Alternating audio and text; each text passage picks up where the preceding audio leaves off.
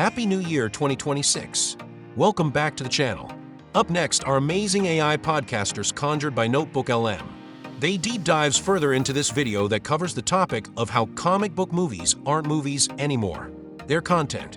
The deep dives in this video are truly insightful, fun, and heartfelt. So grab a snack, sit back, and enjoy the video.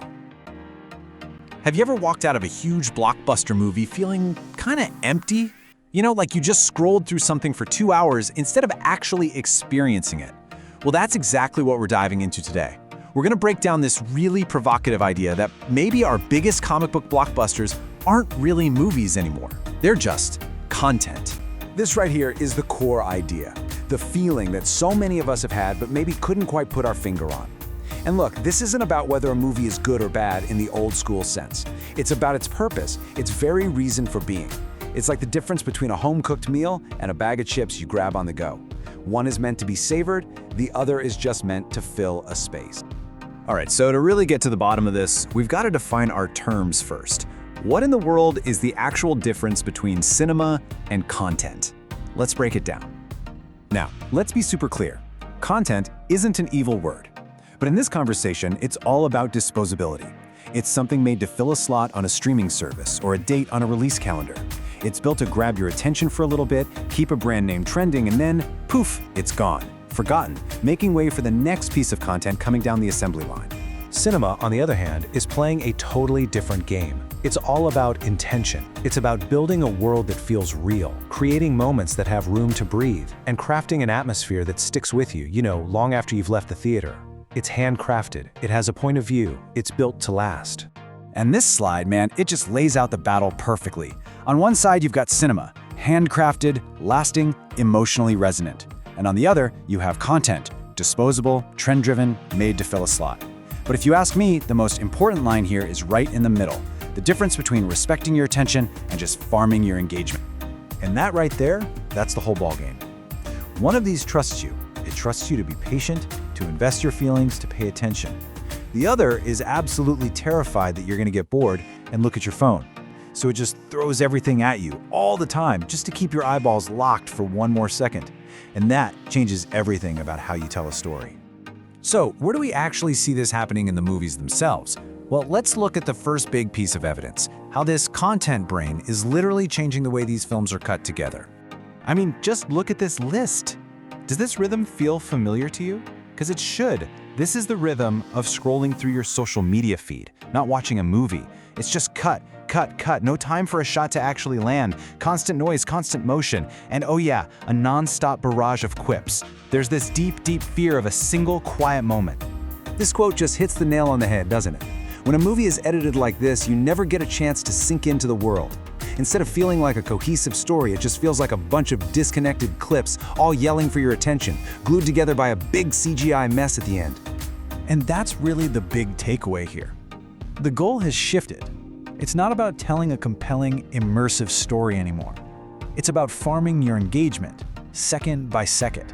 It's about making sure there's never a dull moment where you might look away. But doing that, it comes with a huge cost. And that brings us to the real heart of the issue. Because when your story is moving at 1,000,000 miles an hour, the first things to get thrown out the window are the very people we're supposed to give a damn about, the characters. And really, this is the question, isn't it? If the movie itself won't slow down for a single second to let us get to know someone, to let them just be, then how can it possibly expect us to care what happens to them? It's asking for an emotional connection it hasn't earned. And this is what you get, the empty avatar problem. We get these characters that feel less like people and more like, well, video game avatars that we're just watching run through a level. Like the slide says, they deliver lines, but they don't live lives. They just hit their marks, say the quippy thing, and move on to the next action sequence. There's no soul there. In the end, it really is that simple. You can feel it when a movie doesn't care about its own characters. It treats them like chess pieces, just moving them around to get to the next plot point. And if the movie doesn't love them, well, there's no way the audience is going to. Okay, so this is where things get really, really weird. You'd think with the insane amount of money being thrown at these movies, the one thing they'd get right is the spectacle, right? But let's talk about this bizarre thing that happens when a giant budget results in a film that just looks kind of cheap. Just look at that number, $250 million. And that's often just the starting point. We're talking about astronomical sums of money being poured into these projects. In theory, that should guarantee some of the most stunning visuals we've ever seen. And yet, we've all felt this. You walk out of a $250 million movie, and it just looked flat, uninspired, muddy. It looked cheap. How on earth is that even possible? Well, here's some of the culprits. It's that bland, flat lighting that makes everything look like it was shot in a parking garage. It's those muddy, grayed-out colors. It's the over-reliance on digital sets that just don't have any real texture or weight. It's a look that comes from a pipeline that's built for speed and efficiency, not for beauty or ambition. So yeah, the problem isn't the budget, it's care, it's intention. It's the difference between a crew asking, how do we get this done? And an artist asking, how do we make this beautiful? How do we make this shot matter? Okay, so let's tie this all back to where we started, the comic books. Because this whole content-first approach doesn't just make for a forgettable afternoon at the movies. It actually misunderstands and frankly betrays the very soul of the art form these movies are supposed to be adapting. Just think about what makes the best comic books so incredible. They're big, they're bold, they're colorful and dramatic and emotional. They're basically opera on a paper page. They aren't afraid to be a little goofy or a little over the top or deeply, deeply sincere. That's their superpower. And this is such a critical point. This whole trend of draining the color out of everything, of making it all feel grounded and serious, that's not some bold artistic choice for realism. It's fear. It's being afraid of what makes the comics so special in the first place. The wild color, the big emotions, and the unapologetic heart. Okay, so we've kind of diagnosed the disease here. But what's the cure? This isn't just about complaining. It's about a call to get back to what audiences are actually showing up and paying for in the first place. And this is what it all boils down to. People go to the movies to see cinema. They want that sense of awe and wonder. They want to be transported. They want to see that $250 million budget right up there on the screen in the form of incredible craftsmanship and genuine artistic ambition. They want a movie, not just expensive content. So we'll leave you with this final thought. In this age of endless, disposable media, what do we really want from our biggest stories? Do we want something that just fills the time between phone notifications? Or do we want stories that actually stick with us, that make us feel something? Maybe the answer isn't just to watch less, but to start demanding more. To demand more cinema and a lot less content. To fully enjoy this portion of the video, please ensure CC, closed captions aka subtitle, is turned on.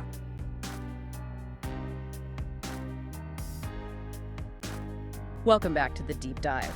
So for this deep dive, we're getting into a cultural critique that's been picking up a lot of steam. A whole lot.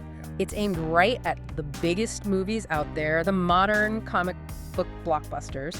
We've got a really compelling stack of sources, but we're mostly focusing on an argument from Vandale, who you might know as the creator of the short story universe. And look, this isn't just some grumpy cinephile complaining. Vandale's critique has weight because, I mean, he's actually done it. He's built a complex comic book universe himself, from the ground up. Right, he knows the world. He knows it inside and out.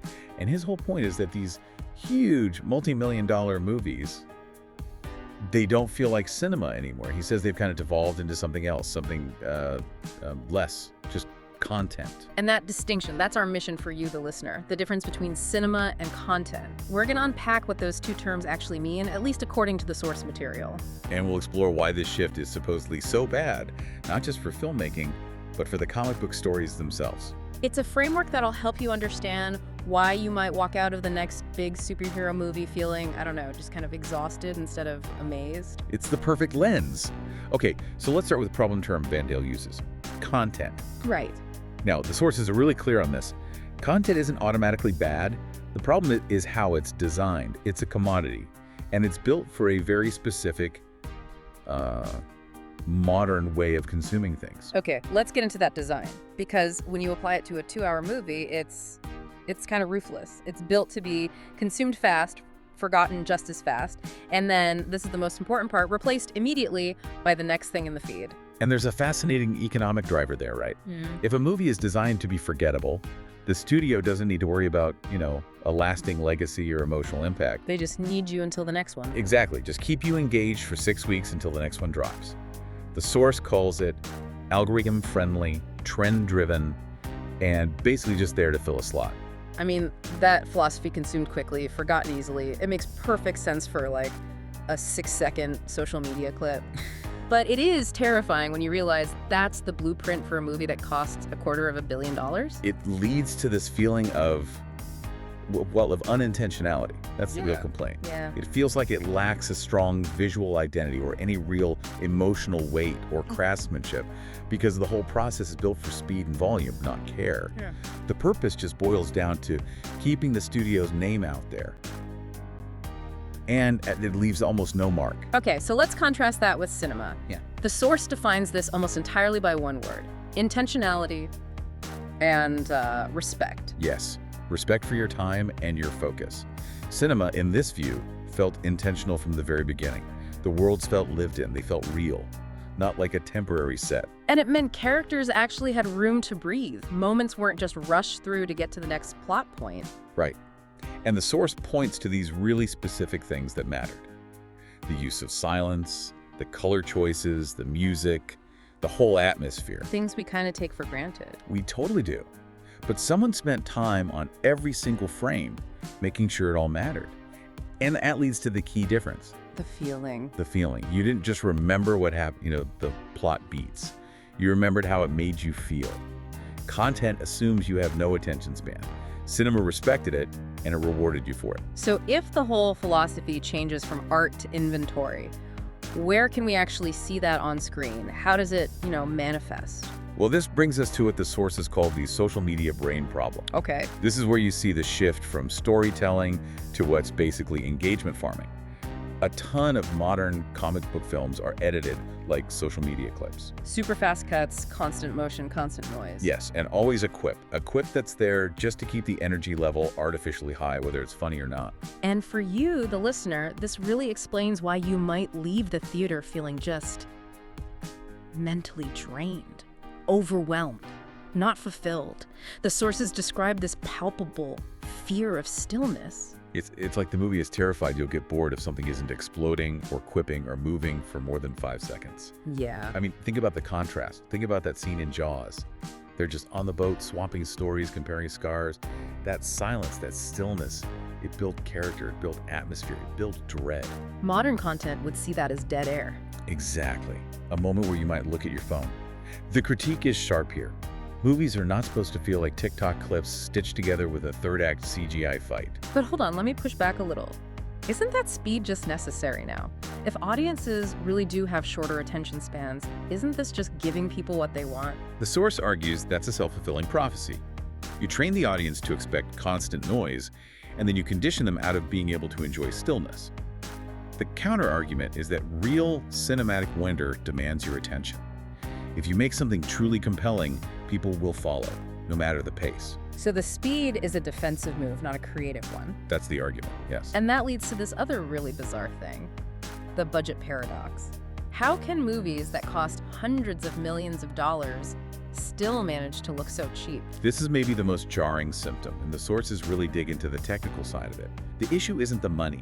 It's the production pipeline demanding efficiency over everything else. Okay, so let's get into that. The source mentions things like flat lighting, muddy colors, overusing virtual production stages. Why does flat lighting, for example, make a movie look cheap? So flat lighting is basically when you light everything evenly. No deep shadows, no high contrast. Yeah. Cinematographers use light and shadow to create drama and focus. If the light is simple, it's cheaper and quicker to integrate all the CGI characters and backgrounds. So you're choosing speed in post-production, but you're stripping the image of all this poetry. And you get that muddy, cheap look. And that connects to the virtual production stages, right? We're talking about those big LED walls, the Mandalorian tech. Exactly. They give you incredible control and speed. Yeah. You can shoot a desert and an alien planet on the same day. But the light has this specific artificial quality. It doesn't have the texture or randomness of real natural light on a real location. So it's not about the budget, it's about where the budget goes. It's care versus volume. It is. They stop asking the fundamental questions that define cinema. Does this moment matter? Or does this image matter? The philosophy demanded by the source is just make it matter. Yes. Hashtag make everything matter. If every frame is deliberate, you feel the difference between care and, well, inventory management. Let's shift to the human side of this, because the source says this is the part that hurts the most, the impact this has on the characters. Yeah, if the goal is speed, the characters are always the first casualty. The complaint is that audiences just don't fall in love with characters anymore. Not really. They feel more like Yeah. avatars. Yeah. Avatars delivering lines, not people living actual lives. And the source gets specific about what's missing. There are no meaningful flaws with real consequences. Any character growth feels totally unearned because it happens so fast. And there are no quiet moments. No time to just sit with them. The stakes are always world-ending, never just personal and lingering. The characters get rushed through their own emotional beats. Which raises this huge question, right? If the story itself doesn't seem to love the character enough to slow down and let them just be, why should we, the audience, invest our own love and attention? You can't connect with a character that the movie itself treats like a disposable plot device. Exactly. Just shuffle them to the next CGI set piece. And that's where this whole mindset just completely undermines the source material. I mean, comic books are built on high stakes, sure, but also on big operatic emotion. They're colorful, they're bold, they're dramatic. They were never afraid of sincerity. No. And when you drain all the color and the joy and the heart out of these stories, the source says you're not making it grounded, you're just being afraid. Afraid of what? Afraid of sincerity, Oh. afraid of a colorful costume, afraid of a beautiful location, afraid of a heartfelt moment that isn't immediately undercut by a joke. This move towards cheap-looking, fast-cut content it's a betrayal of the genre. The stories are being flattened to avoid any kind of risk. So, to bring this all together, the key takeaway is pretty powerful. This shift from cinema to content is a move away from intentional, emotionally resonant world building. And a move toward algorithm-driven, quickly consumable, visually rushed storytelling. It sacrifices character and visual care just to keep a pipeline full. And that sacrifice costs the audience the very thing they came for. The desire is still there. It is. People don't pay $15 to watch cheap-looking stuff on a giant screen. They go because they want to experience cinema. They want to feel wonder. They want to be transported by something that feels, intentional. So the challenge for the industry, and really for all storytelling, is whether they'll be brave enough to bring back that art form. Not just for comic books, but for any story that asks for 2 hours of your undivided attention. A good challenge. Yeah, so for you, the listener, I'd say critically analyze the next blockbuster you see through this lens. Intentionality versus immediacy. Ask yourself, was this scene built to make me feel something and remember this moment? Or was it just designed to keep me from getting bored until the next explosion? If you enjoyed my video, comic book movies aren't movies anymore. They're content. Be sure to hit that like button. It helps the channel more than you know. Share this video, and don't forget to subscribe for more deep dives into my original comic book stories, heroes, villains, and everything in between. Click the bell icon so you'll never miss when a new story drops.